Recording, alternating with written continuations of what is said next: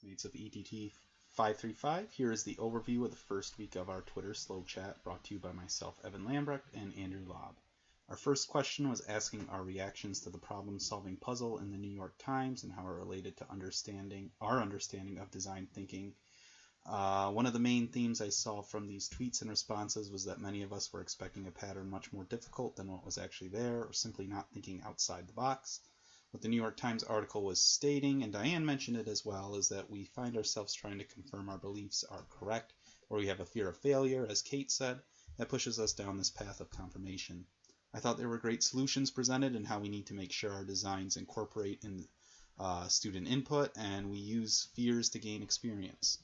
Lastly, I would like to point out Mr. Rickley's response, as I think it summed up the point of the puzzle real well, where we need to take into account all restraints when designing lessons, and not just looking for that traditional route, as many of us did with this puzzle.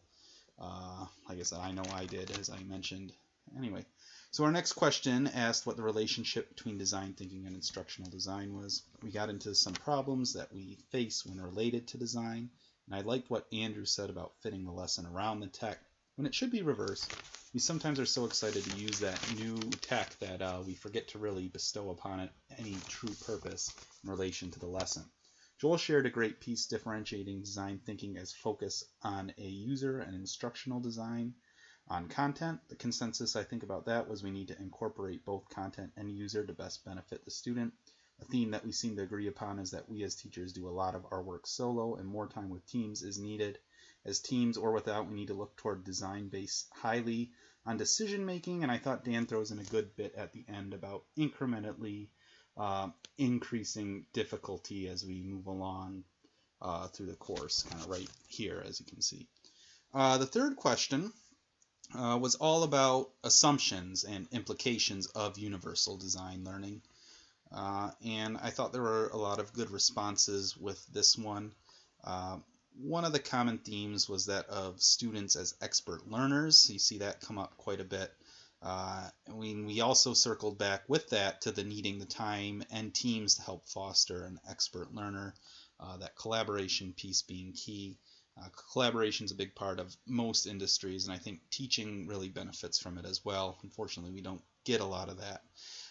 The other common themes seem to be that universal design learning tends to accommodate individual learning differences or disabilities, as someone said right here, Kate said.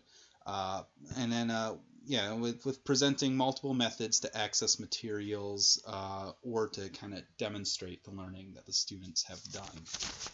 So yeah, that is that one. And as you can tell, I'm just kind of summarizing what we're kind of going through here.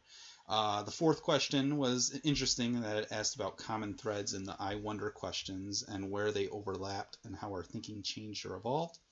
I saw a lot of different common themes that we as a class observed. Some of the big ones were relationships with students or instructor interaction, engagement and social development, as well as the overall growth and impact an online course will have.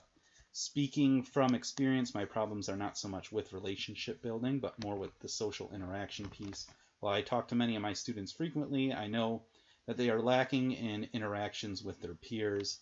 I love the slow chat that we were doing here for this course, as I feel it is a great way to interact with one another. I would love to see kind of how it works more in a grade school setting, however. And I would also like to do maybe some sort of study that kind of follows students after taking exclusively online courses and see kind of what type of impact it has on them. Our last question here focused on our current understanding of course design.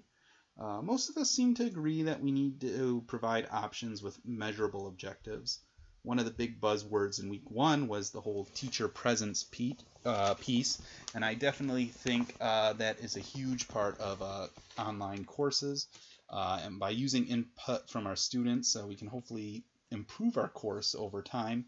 I believe Joel kind of said it best with this one, in that summarizing this question was probably too difficult to do. We only had 140 characters, as he just said in that previous tweet. There's kind of a lot, I think, that goes into successful online course design. Anyway, though, with that, I just wanted to thank you guys for watching on behalf of Andrew and myself, Evan, and I can't wait to chat with you all again next week. Take care, guys.